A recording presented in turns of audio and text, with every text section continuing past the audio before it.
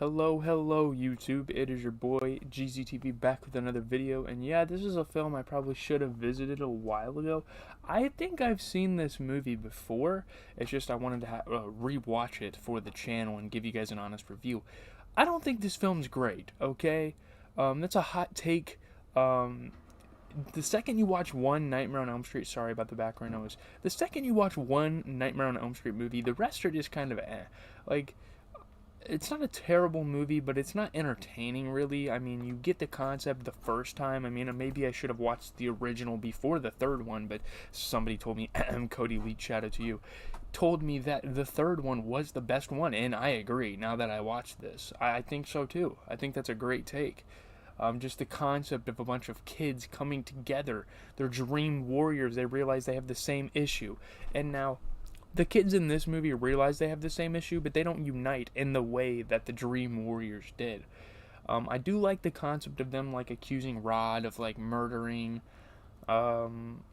what's her face, Tina? Is it Tina? Yeah, Tina. Tina is the girl that he was like getting freaky with. I do like that Rod character. I think he was funny and like really sexually aggressive. So I guess when she got killed by Freddy, which obviously it just looked weird as fuck. It just looked like a ghost was prying into her skin. Um, they blamed it on him, and I thought that was a really cool storyline. That's really the only like uniqueness that this movie had to offer. It feels like for this entire series, which I haven't really watched much of the other movies, maybe one of them. I might have watched like 3 of these movies. It feels like the storyboard guys, the creators, kind of followed a template and they just copied and pasted throughout the series. And I feel like that's what they are going to do. I mean, there's not much you can do with a slasher film from the 80s, but this is a film that had great remake potential. I'm not going to watch the remake because there was one that came out like 12 years ago, but maybe they should remake it again. I don't know. Maybe the remake did it well. Apparently not, because not a lot of people are talking about it. Where I just wanted to rant really quick. That was kind of my thoughts, because this is the first movie I've kind of watched on this channel where I'm like, it's okay. I kind of started to do that with John Wick because the action scenes are over a little too much. It's like action porn. It's not really, I don't know. There's been a couple of movies we've been watching in the past, which Terminator was great. Terminator started it back up again, and then Nightmare on Elm Street, it's kind of like, I mean, why are we here? I don't know. Why am I watching this? There's really no point. I got what I needed out of my first Freddy movie. Yeah, plot. So, in 1981, teenager Tina Gray awakens from a terrifying nightmare wherein a disfigured man wearing a blade-fixed glove attacks her in a boiler room. So obviously, Freddy Krueger is introduced very early, which is what you kind of have to do for the original movie. That's something I liked better than the third movie. I don't think he was there right away. Maybe he was. No, they had the same template. They had the girl like sitting in bed talking to her mom in the very first scene in the movie. That's literally how the third movie started as well. So I don't know, not too much originality. Maybe the original movie is better because it kind of establishes this storyline, and the others the sequels kind of copy it. But I'm not too sure. Her mother points out 4 mysterious slashes on her nightgown, saying she needs to cut her nails or something. She has long nails that did it. Fuck no. That's not even realistic. That's not even something my parents would say to me if I woke up out of my sleep with my shirt just tethered. I mean, she wouldn't be like, did you scratch yourself? Like, what the fuck? My nails cannot do that. Not even a girl's nails could do that. The following morning, Tina's best friend Nancy Thompson, which is cool because it comes full circle. I should have watched the first movie, then the second, then the third, if I'm going to be honest with you. Because Nancy is like the therapist from the third movie, and I didn't realize that till just now. I really like the actor that plays her. I cannot think of who acted. Heather Langenkamp. I don't remember how to pronounce her last name. I saw it in an article somewhere, but I really like that actress. She did good. Nancy's boyfriend, Glenn Lance, played by Johnny Depp, I believe. And obviously, Freddy Krueger is played by Robert Englund, as he was for the first 3-4 movies, maybe. Maybe 3. I don't remember. They reveal everyone had a nightmare, which is cool, but they didn't do much with that storyline. I was bored very quickly watching this film. I got bored the second like like Freddy was trying to kill Rod in jail. Like that's literally when I got bored of this thing. I was like, dude, he's gonna slowly start taking them out one by one. It's so expected. You know what's gonna happen. And yeah, I have a couple of other slashers from the '80s. Halloween, I want to watch. I'm gonna watch the remake of Friday the 13th, but Halloween, I'm gonna watch the original. Candyman's technically not a slasher, but I'm going to watch that one eventually. I might get the 2-disc pack with the remake and the original in it. If they have that, I'll probably go ahead and buy that because I love the new movie. And I want to watch the original. The new movie, sucks to say, got me into Candyman because I think the original movie is going to be better going into that. But anyways, that's besides the point. Yeah, let's see. The two stay at Tina's house when Tina's mother goes out of town, where she discovers that Nancy also had a nightmare about the disfigured man. Tina's boyfriend, Rod Lane, interrupts their sleepover, of course. The very raunchy, aggressive man. When Tina falls asleep, she dreams of the disfigured man chasing her. I do like this part, this night. This was probably the best night, the best time that Freddy attacked in this movie, in my opinion.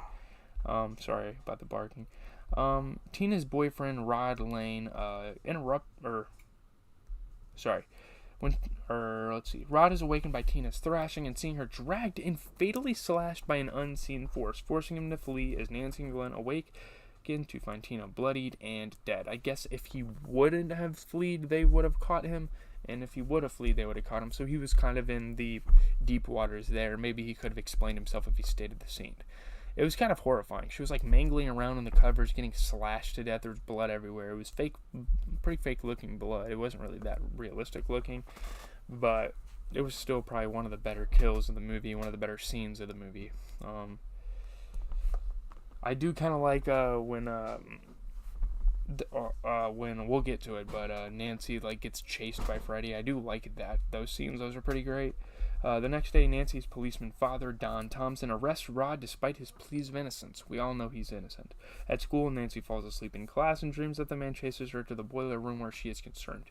So at this point, it's still a pretty good movie. I do like this, the infamous boiler room. It's like established early in this one, and it's such an iconic place for a killer to dwell.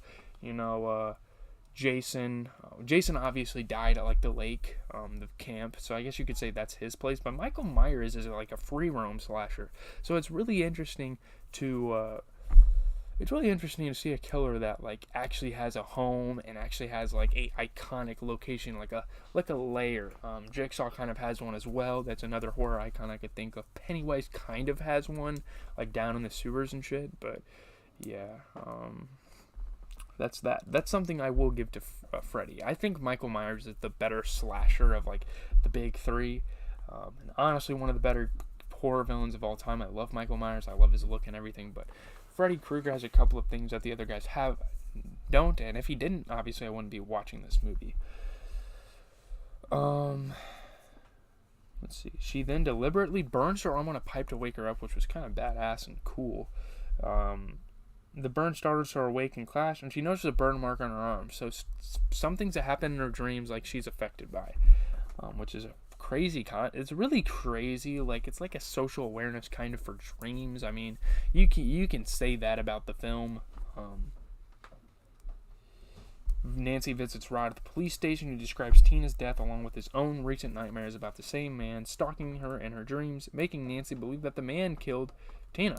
Freddy Krueger killed Tina. He's a very evil man. You know, he's been portrayed as very nightmarish, hence the title of the movie, and their dreams. I feel like Nancy low-key believed him from the start of the film, though. From the second Tina died. I feel like she was like, yeah, there's definitely a force behind this. Rod wouldn't just kill Tina out of nowhere.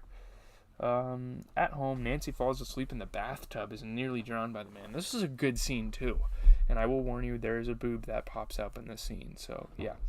Nancy then depends on caffeine to stay awake and invites Glenn to watch over her as she sleeps. Now, in the 80s, they had, like, they had, like, direct caffeine. Like, you wouldn't put caffeine in drinks. They would have, like, pills and shit that you would take. I don't know if they still have, like, caffeine pills. But there was something that she was eating or something. Like a powder or, like, a pill. I don't remember what it was, but it was like direct caffeine. I thought that was interesting. Like a little factoid about the 80s, I suppose. Like a little nostalgic journey. Nancy didn't, or yeah. In her dream, Nancy sees the man prepared to kill Rod in his cell but then he turns his attention towards her. Oh, yeah. I don't think that actually happened in real life. That was a crazy dream. It honestly seemed like it would actually happen in real life. They did a good job of portraying that. Nancy runs away and wakes up when her alarm clock goes off. The man kills Rod by wrapping bedsheets around his neck, staging it as a suicide via hanging. Freddy Krueger actually makes most people kill themselves. Now, there are some scenes where, his spirit comes out and he, slashes them. But there are some dreams where, like in the third movie, how the boy, walked off of the balcony and killed himself. He's a fucking twisted fucker. We learn this is, a demon. And I think the third movie does better at, bringing up that idea. Sister Helena being the character in that film. I know I'm comparing these two films very intuitively. But yeah, I think the third movie has some stronger points than this one. I'm going to say that right now. So he actually died, but it happened in Nancy's dream. At Rod's funeral, Nancy's parents become worried when she describes her dreams. So now people are kind of starting to take notice. Now they're like, yeah, this is a problem.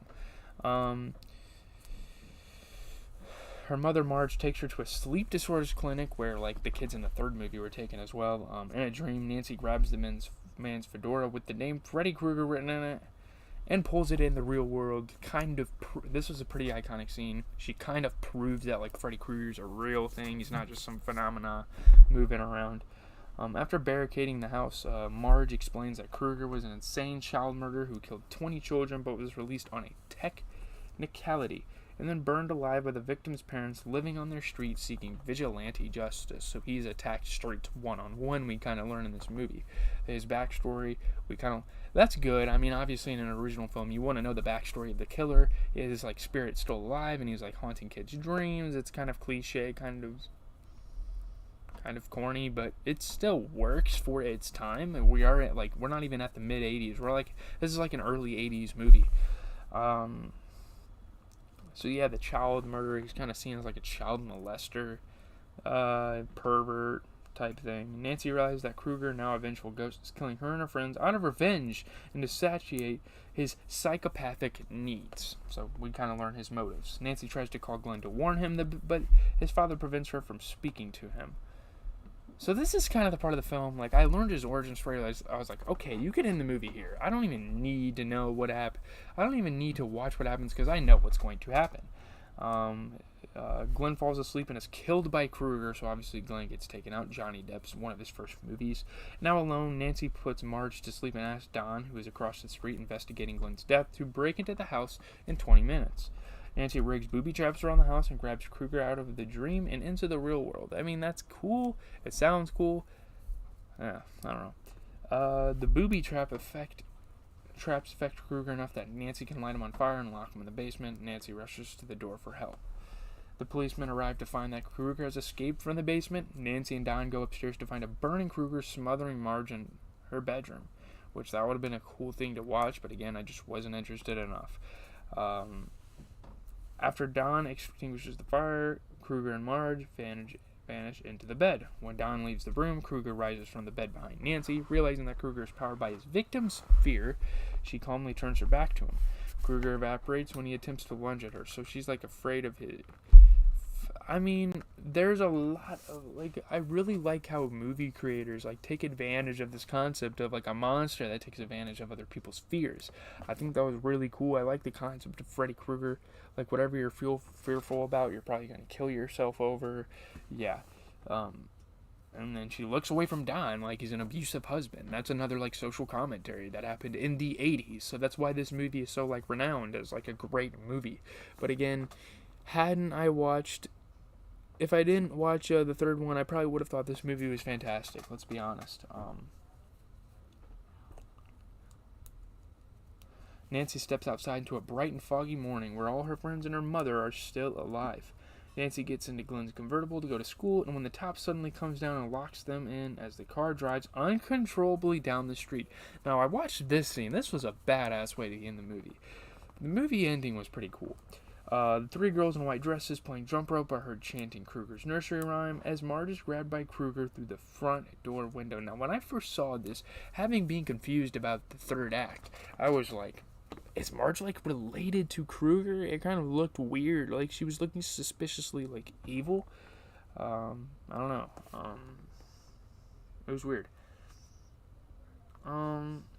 In a contemporary review, Monthly Film Bulletin said A Nightmare on Elm Street was closer to a Stephen King adaptation with its small town setting and invented monster myth.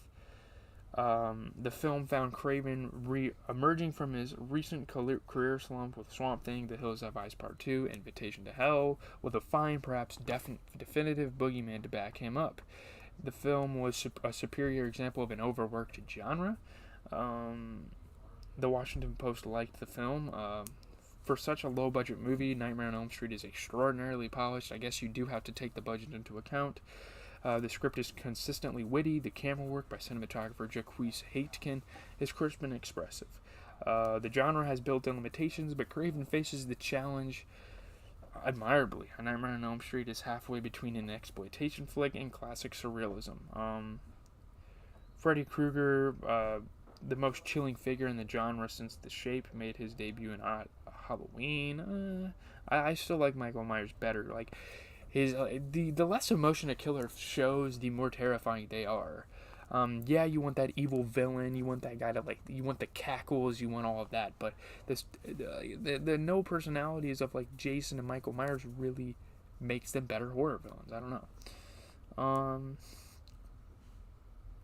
The film was a highly imaginative horror film.